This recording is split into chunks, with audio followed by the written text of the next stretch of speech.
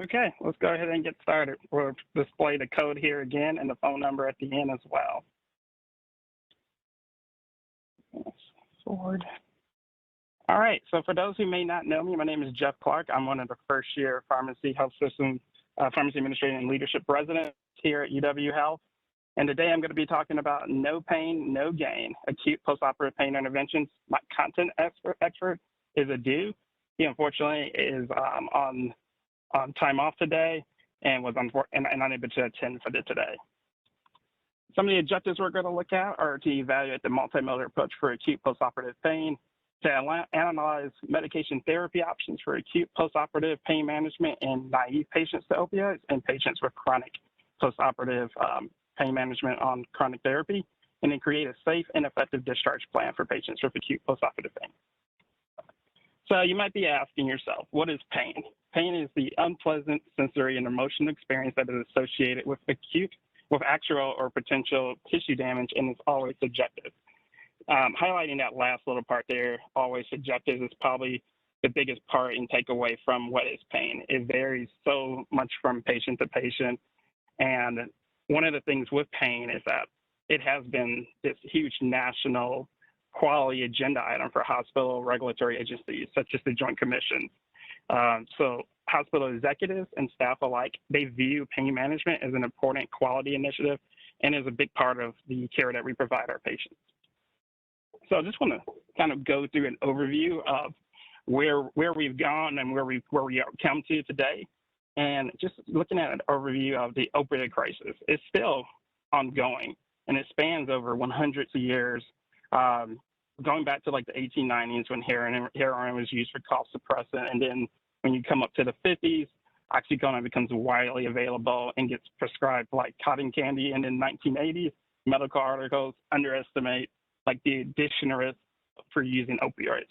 So there's a growing amount of literature that demonstrates that the escalated use of opioid prescriptions has been detrimental to our patients, especially in those patients who don't have cancer or other terminal illnesses, and many of whom have had opioid-related overdoses, deaths, and hospitalizations. So here we just want to look at where that shift in pain management has come. So we've actually come a long way. As you can see here on the left, opioids take up predominantly half of what the pain management that we used to use. And if you go to the right and then to that pie chart, see opioids is a much smaller piece of that, whereas we've definitely transitioned more to using more non-opioid medication use, primarily increasing the amount that we use with like lidocaine, magnesium, and of course highlighting our regional anesthetic agents with Tylenol and NSAIDs as well. So looking at the physiology of pain, there's this nociception, which leads to the activation of the limbic system, and then that leads to the emotional arousal for creating the stimuli, which creates that sensation of pain. The perception of pain begins in the primary afferent sensory neuron and those peripheral nerves, and the A fibers and C fibers are what are responsible for that feeling of pain that we have. So those A fibers are myelinated, and they're like really large peripheral nerves, and they conduct at super fast speed and are responsible for the sharp pain that we feel. And the C fibers are unmyelinated. They are responsible for that more dull, diffusing pain. And highlighting here that opioid receptors are what we use for mitigating pain. So kind of further breaking that down a little bit more here, what we see is that we have the type of pain, we have the description where it's localized, the etiology, and then the management. So it was nociceptive pain, as we've already talked about somewhat now, that's more responsible for that sharp stabbing pain. So there you're thinking of trauma, you're thinking of surgery. That's the primary type of pain that you'll see associated with surgery. Anti-inflammatories, opioids tend to be the mainstays there. That more visceral, that deeper origin pain, you see more opioid use that tends to pop up there. You will see some anti-inflammatories depending on the type of visceral pain, but it also can be harmful as well. Neuropathic pain is a secondary pain that you may come out of postoperative management from, and you may have to see that you have that more burning, piercing, tingling, and constant pain. And there we think of using more like the nerve stabilizers, antidepressants, anti-inflammatories, Gabapentinoids. And then you have that inflammatory pain, which is going to be that more localized, that burning, aching, worse with movement type of pain. And there you're thinking of anti-inflammatories, ice, compression, and opioids if needed. So some of the high-level risk factors for postoperative opioid use include males greater than 50, depression, antidepressant or benzodiazepine use, preoperative opioid use, substance abuse disorder, and obesity. And when we go through the benefits of reducing opioid use postoperatively, we look at there's a decreased rate of those opioid-related adverse events, such as nausea, vomiting, hypotension, respiratory depression, urinary retention. You see those respiratory effects that can happen with that respiratory distress. You're able to get patients up and moving quicker and get them ambulating. You have a decreased risk of lowering that risk of addiction, and all that leads to them recovering much quicker. So how do we get there? We get there following that multimodal pain management therapy. That includes looking at the patient, right? So though opioids remain the leading modality to manage postoperative pain, as we spoke about, there's those driving factors that we've seen with more recent literature that shows that the opioid epidemic has motivated us to move to using more pain management techniques outside of opioids. Some of those pathways, they target other receptors than the opioid receptor. Drugs such as COX inhibitors, acetaminophen, NSAIDs, Gabapentinoids, ketamine, NMDA antagonists, local anesthetics. Those are all just like different mechanisms that we use and approaches that we can use for hoping to have that more enhanced recovery after surgery. And remember to keep in mind the patient as you go through any type of pain management therapy. So then, breaking down what that acute pain actually is defined as versus chronic. So acute pain is that well-defined, recent onset. It's pretty much generally reversible. There are observable signs. And then chronic is that pain that lasts greater than 3 months. It's cyclic. It's normally not reversible. It can lead to mood disorders, and it has some non-observable signs. For today's presentation, we're going to focus primarily on the types of pain management around acute postoperative pain in naive patients to opioids, and then acute postoperative pain in patients on chronic opioid therapy. So starting with opioid naive patients. So we have that multimodal pain management approach. So some of those options may include acetaminophen and NSAIDs, local anesthetics, opioids, regional anesthetics, and non-pharmacological approaches. So let's further break those down. So starting with acetaminophen, and then here I have plus or minus NSAIDs. So whenever possible, you should always use acetaminophen and NSAIDs in a multimodal approach for pain management with or without opioids. Since both of those have different, acetaminophen and NSAIDs have different mechanisms of action, combining both can be more effective than either medication alone. More evidence is showing that there's no clear difference in pain management between the IV or oral routes in reducing postoperative pain. So then also keeping in mind that both of these options, you can, as soon as you can switch them from IV to PL, are going to be very helpful to getting our patients back to their baseline before they came in for surgery. Of course, there's some big things that you need to highlight. I need to highlight and just make sure that we are aware of is, acetaminophen should not be used in patients with acute liver failure or impairment. And then when you look at NSAIDs, they're associated with that increased risk of GI bleeding and ulceration, cardiovascular events, renal dysfunction, which should be considered when you select therapy. The GI risks are considered to be lower with such agents that are like the selective COX-2 inhibitors, such as celecoxib, but we need to be mindful. A major reason for the hesitance of using NSAIDs in the postoperative period is also a risk of AKI. So there's so many factors that lead to an AKI. There's hemodynamic factors, there's blood loss, embolic events, inflammation, other nephrotoxin agents that may be on board. It's thought that NSAIDs decrease the glomerulus pressure by constricting the afferent arterioles of the glomerulus, which is thought to help contribute to the risk of the AKI. The evidence points that there is definitely, obviously, it can help exacerbate an AKI, but there still needs to be a lot more done in that area to warrant not using it because of the risk if there's not many other factors on board. So one of those big heavy hitter NSAIDs that we have, this IV option, is ketorolac. It's a very potent and a strong pain management activity that may decrease the requirements of opioids. Ketorolac offers pretty much similar pain control as opioids, and helps support the patient in recovery. It can decrease the incidence of opioid-related side effects. However, a big thing here is the way that it's dosed. So depending on if you're greater than 50 kilograms and under that 65 age, you have that max of 120 milligrams a day. And if your weight is less than 50 kilograms and you're greater or equal to that 65 years of age, that max is 60. So keeping that in mind when dosing ketorolac is very helpful. And then the duration, it's limited to a 5-day duration, and that's because of the increased risk of GI bleeding. It can be used in short term for moderate to severe acute pain, and it can be used, it's usually started perioperative and then it's carried forward afterwards postoperatively. And then it has this big black box warning on it, which is that 5-day limit that includes both like the PO, the IV, and IM version. And that is just that cardiovascular risk, that GI bleeding, renal bleeding risk.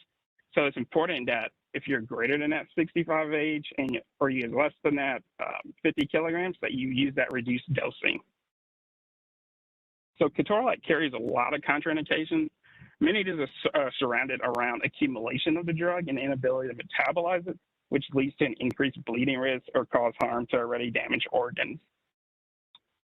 So moving forward to local anesthetics, two of the ones I want to highlight here is lidocaine and Exparel. So lidocaine is that very fast onset, short duration of action anesthetic that we can use at the surgical site. Exparel is a local anesthetic that can be used as a single infiltration at the surgical site.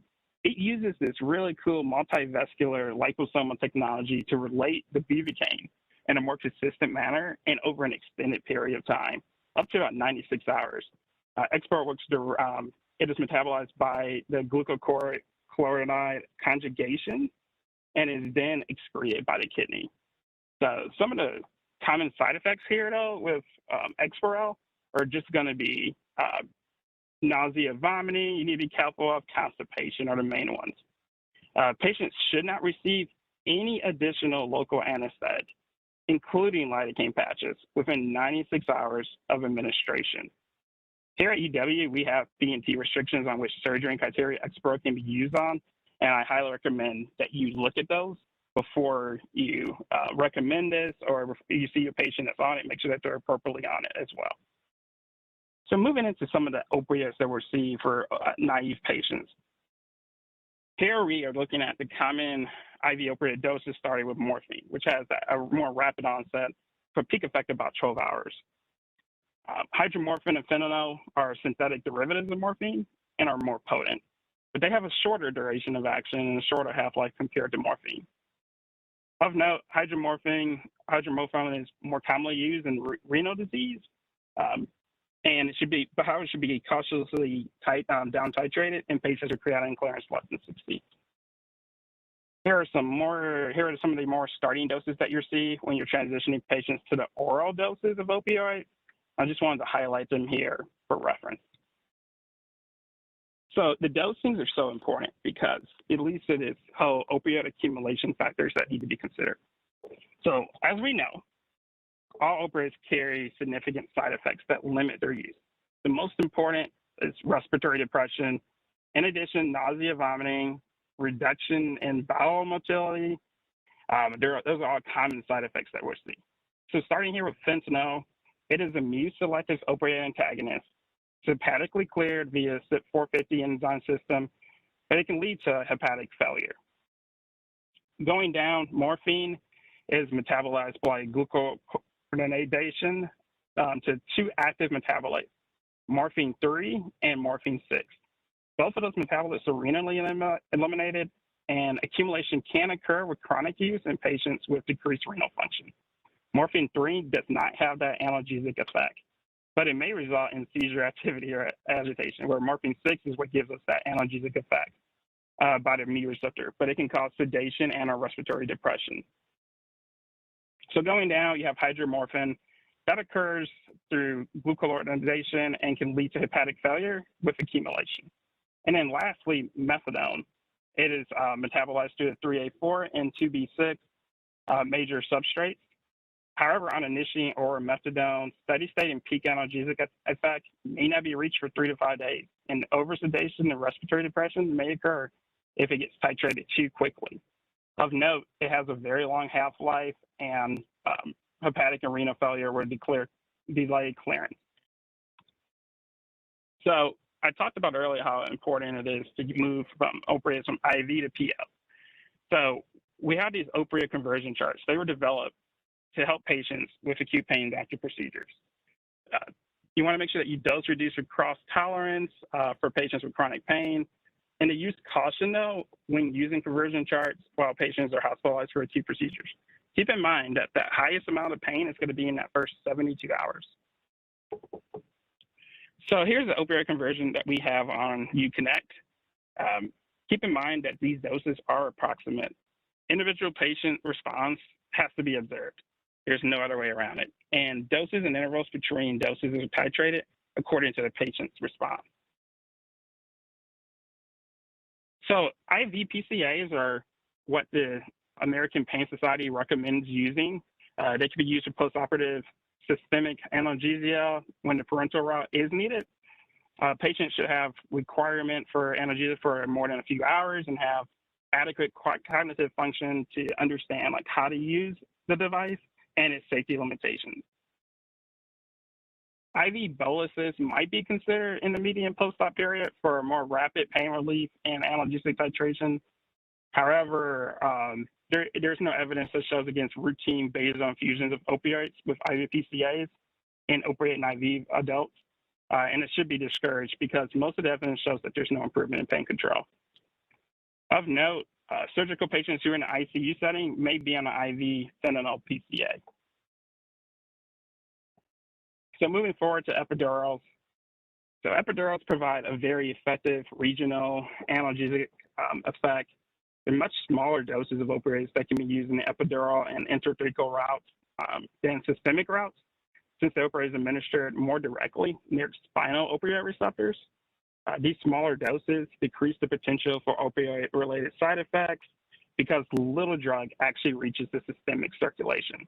Thereby, it minimizes systemic side effects produced by the brain, such as nausea and sedation. However, there are certain procedures in which epidurals should be used. Some of those include major abdominal surgeries, orthopedic surgeries, thoracotomies. I'm struggling with that word, I apologize. The epidural infusion provides a localized band of analgesia at the site and or below the level of the catheter placement. So in addition to opioids, local anesthetics can be administered epidurally or intrathecally in order to produce a neural blockade that provides analgesia. Some of those agents include clonidine or ropivacaine. And I wanted to just highlight those here for you as well. So intrathecal and epidural opioid potency. Why is it important? Epidural and intrathecal administered opioids are eliminated via the diffusion into that CSF and elimination. Lipophilic opioids such as fentanyl are easily penetrated to the membranes and the spinal tissue. Thus, they have a rapid onset of action and limited duration of action. Hydrophilic drugs such as morphine have difficulty penetrating the membranes and diffuse more slowly. Therefore, the onset of analgesia is slower, but the duration of action is longer. Here are some of the adverse effects that receive epidurals. The mainstays are that urinary retention, hypotension, sensory, so you think about immobility, increases VTE risk, and then epidural hematoma, so limitations on anticoagulants. And those who may have seen epidurals at UH, you may have seen something that looks like this. So usually our acute pain service will post this note for epidurals. In fact, they will all the time. And essentially no anticoagulants unless approved, unless it's that heparin sub-Q 3 times a day, heparin lux, and aspirin 325 BID. Those are the only ones that are approved. Then you also see that other note there, which is no other opioid sedatives or CNS suppressants. unless approved by the anesthesiology acute pain service. So this leads us to our first knowledge check.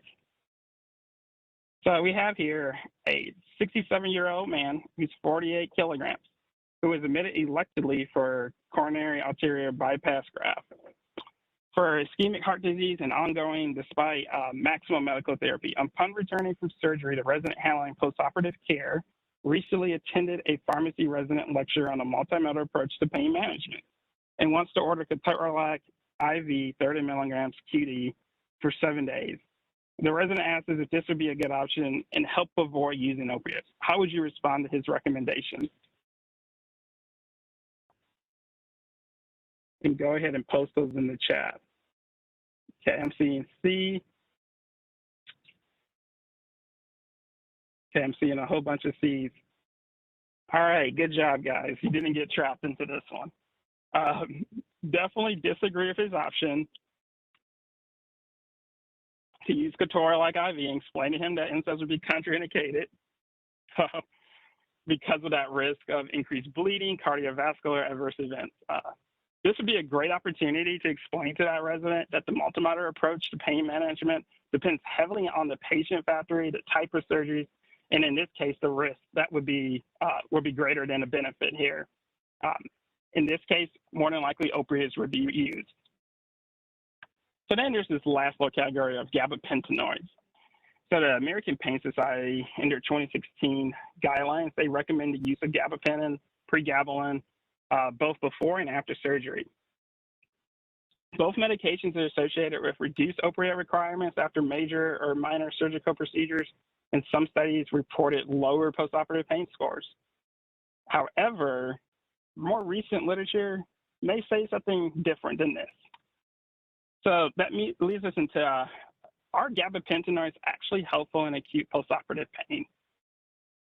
There was a recent study that was done, a systematic review and meta-analysis that examined the perioperative use of gabapentinoids for the management of postoperative acute pain. So currently, the American Pain Society says, yes, you should use that. But however, the European Society of Regional Anesthesia and Pain Therapy Guidelines says no, that you shouldn't use it. So who's right, who's wrong? Let's find out. So the eligibility criteria for this study included adults, those undergoing elective or emergent surgery, and you have to have evaluation of gabapentinoids initiated 1 week prior and 12 hours after surgery. Some of the exclusions were when the comparator was using regional analgesia and when participants were already taking gabapentinoids for another condition. The study selection looked at 322 trials multinationally. The trial diversity was 23% of those trials were non-endoscopic abdominal surgeries, 15% were endoscopic abdominal surgeries, and 10% were ophthalmic, maxillofacial, oral, ear, nose, and throat surgeries that made up the higher percentage of most of the trials. The rest of the types of surgeries were in a very small amount, and there was probably around a good additional 10 to 15 categories. So the methods here, they looked at postoperative acute pain at 6, 12, 24, 28, and 72 hours after surgery. Let's just say 48 hours, sorry.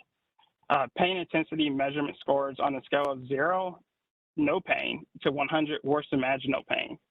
And the minimal clinical important differences between groups for acute pain intensity was 10 points. So you had to show that it decreased pain by 10 points in order for it to be clinically important. So what they showed here in their results was that after 6 hours, there was a little bit of difference in the pain. It actually got to that minus 10 point difference to represent that minimum clinical importance. However, as you see from 12, 24 hours, it definitely falters. And then 48 hours, it's very not significant anymore. 72 hours, there's hardly any difference. So the results that I take away from here is that in perioperative management of pain management, looking towards how do we handle that postoperative care, there may or may be a lack of benefit versus using gabapentinoids. However, it should be noted that gabapentinoids do have a high variability in postoperative pain management. And once again, it goes back to that common theme. It should be patient and patient-specific based on their symptoms and what they present with. Limitations are patients with chronic pain management in this study. They're used prior to admission for surgery. And what they show was that, of course, they would show this, but associated were that more use of gabapentinoids is associated with more adverse events.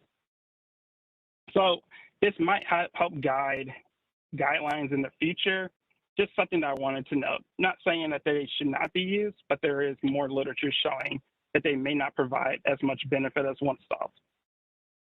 So some of those non-pharmacological approaches that we see here, it should be noted that most of these carry a pretty weak recommendation. There's some moderate quality evidence that shows that they may or may be helpful. One of those big ones is TENS, or transcutaneous electrical nerve stimulation. And what that is just a small portable device, is here highlighted in a little picture on the right, that delivers low voltage electrical currents through the skin. It is thought to activate the endogenous descending inhibitor pathways, thereby activating opioid receptors to produce excitability and reduce pain on those afferent fibers. Ice and music are also to use. Ice predominantly used in anti-inflammatory pain, and then music can be very helpful in helping to help with pain management as well. So moving forward to acute pain management, chronic opioid patients. This is where things get a little bit more challenging. So the management of postoperative pain for chronic pain, you should, of course, conduct that preoperative evaluation prior to admission therapy and realize what medications are they on and why are they on them. Recognize that postoperative opioids would typically be greater and harder to control, and then consider pain specialty consultation. Make sure to follow the multimodal approach to pain management. That will help guide you so much. So some of the things to consider here, we need to look at baseline and then preoperatively and then intraoperatively. So preoperatively, patients normally will get some type of like acetaminophen or a long-acting NSAID 1 or 2 hours prior to surgery. You may see 1 dose of gabapentin. Even though we just said gabapentin may not be helpful, we can't say that it's not helpful, especially in patients who we may have to decrease their opioid requirements temporarily while they go through surgery. And then regional catheters are also greatly used in the preoperative and then carried forward postoperatively. Intraoperatively, you may see that acetaminophen if it's not given. Ketamine and lidocaine definitely pop up more so into this management. So postoperatively, a lot of times you'll see opioid infusions, PCAs that are on board until we can get patients on to taking oral therapies again. Acetaminophen will be continued. NSAIDs, if possible, for 3 to 5 days. You will see those non-pharmacological approaches that are used, such as that ice music and then the TENS. And then refractory pain, a lot of times you'll see ketamine infusions, which the acute pain services usually manages. Gabapentin you'll see on board, clonidine, and then lidocaine IV infusions. So when considering factors for postoperative acute pain management, it's really good to have that baseline pain management and understand that's going to help guide your therapy through pain management postoperatively for patients on chronic therapy. The same agents that we saw in naive patients still apply. Just however, you will usually tend to see a more of a use of refractory doses and those pains and those opioid pains that we give. So then you have this transition phase to general care. So it's very important to calculate the dose requirements over the first 24 to 48 hours. It's important to deliver 50% of the oral dose as a long-acting, and then the remainder as 2 to 3 hour PRN doses, and then make sure that you have a taper plan with the provider. So the key takeaways for chronic opioid patients is that it's important to figure out their prior to admission needs and carry out a plan that allows for baseline pain control, but accounts for the increase in acute pain that is now present. So Make sure that you calculate the dose requirements, as we just highlighted. That's going to be so imperative when you transition into those orals as soon as possible. Make sure you use the opioid conversion chart to make a safe, effective switch, and then to have that taper plan in place with the provider to get that patient back to their baseline level. All right, so that takes us to our second knowledge check. So LA is a 65-year-old man with severe pain following a laparoscopic left partial nephrectomy. The patient tells the resident she always receives opioids for a couple of weeks post-surgery and is demanding opioids. The resident wants help deciding what postoperative pain medications to order and asks for your help to determine the patient's need for opioids. What do you tell?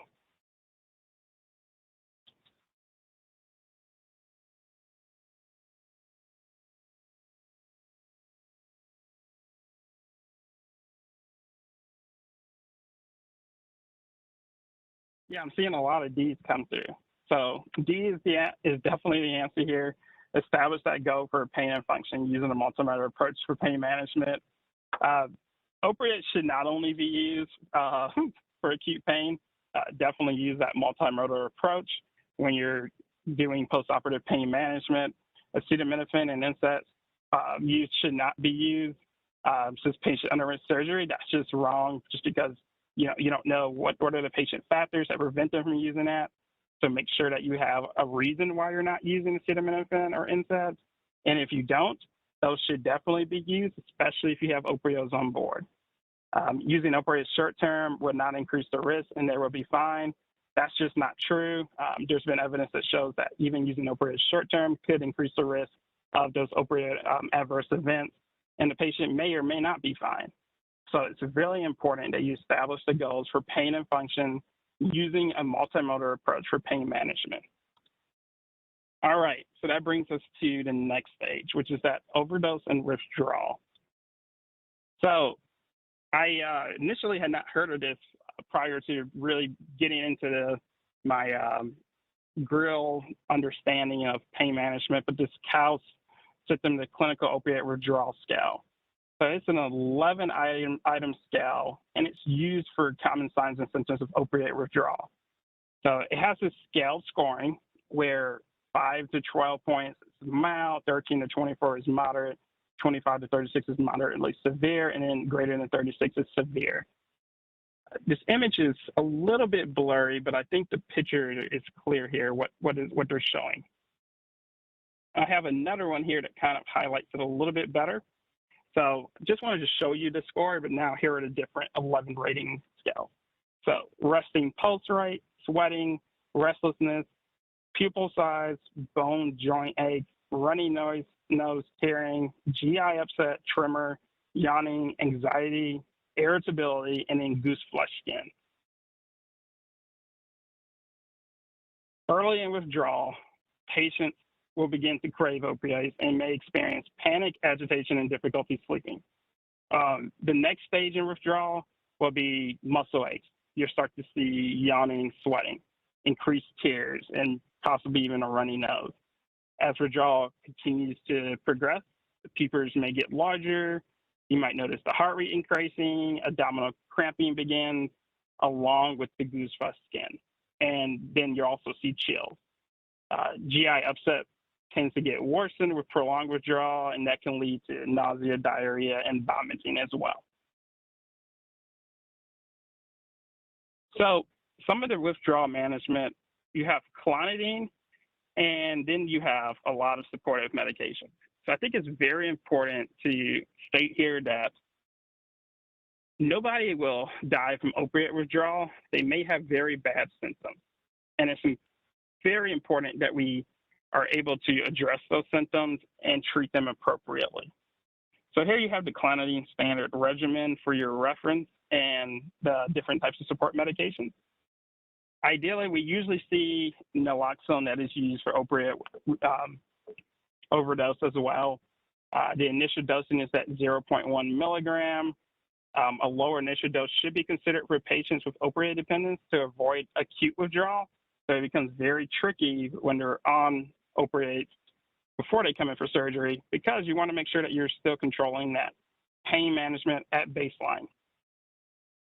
Continuous infusions of naloxone for patients requiring subsequent naloxone doses are very important, and you got to make sure that you increase that dose every 2 to 3 minutes. And then naloxone is fairly tolerated. The most common adverse effects that you'll see are nausea and vomiting, which they can lead to aspiration, but for the most part, it is fairly tolerated.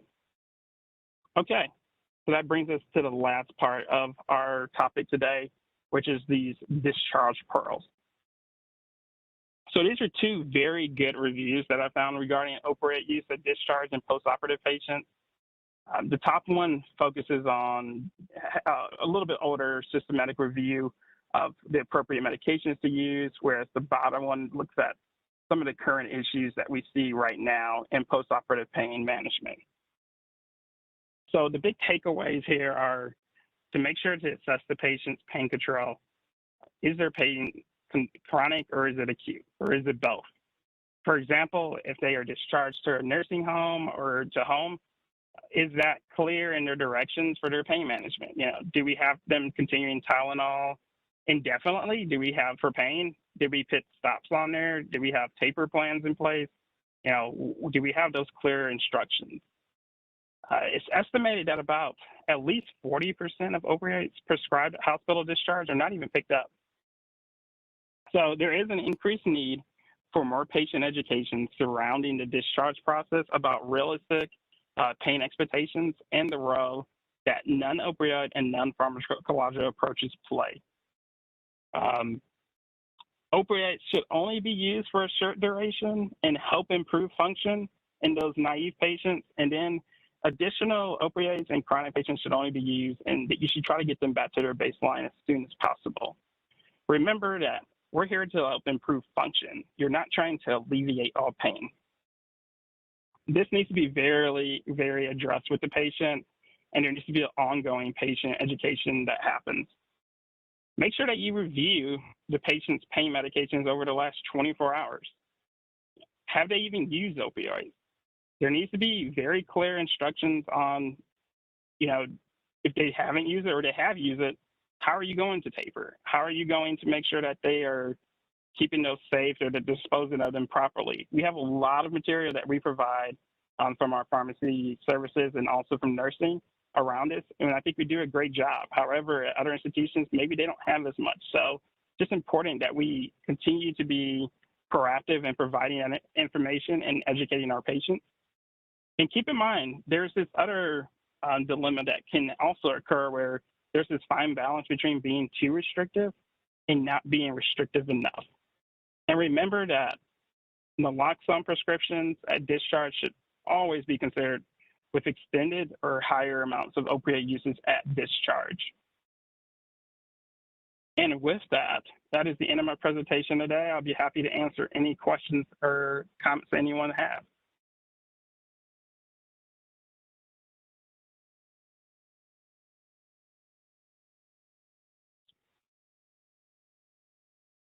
And here is the sign-in again for anyone that may need it.